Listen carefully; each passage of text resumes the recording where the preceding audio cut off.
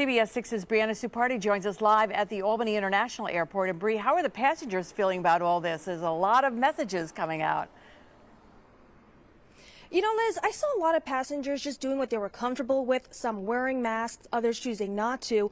Earlier, I didn't really see that the state mandate was being enforced here at the airport, but just recently tonight, we've been seeing signs like this one being put up throughout the airport, telling travelers to wear a mask.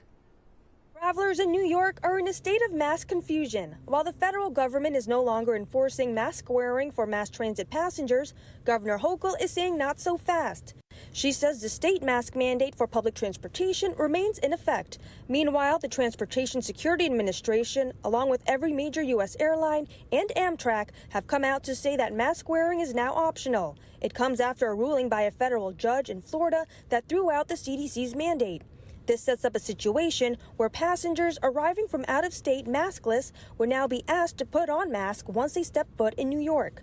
We asked travelers at Albany International Airport how they felt about it. And I see that you're wearing a mask and you're not. I mean, what are your thoughts about this whole mask situation?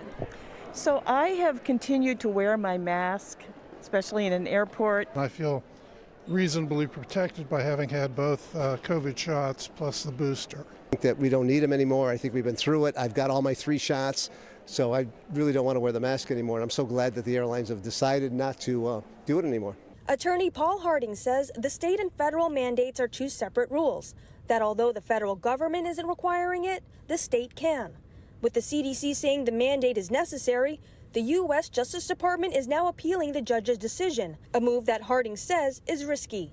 They run the risk that they win and then gets appealed to the Supreme Court. The Supreme Court now accepts the case and has carte blanche. They can say whatever they want, not only for mask mandates, but future vaccinations, future anything to do with the CDC, or really anything to do with this sort of congressional imposition of a rule. This means it could impact the federal government's ability to enforce similar mandates in the future.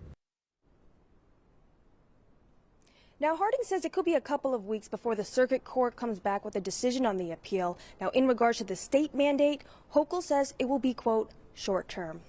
Live in Colony, Brianna Supardi, CBS 6 News.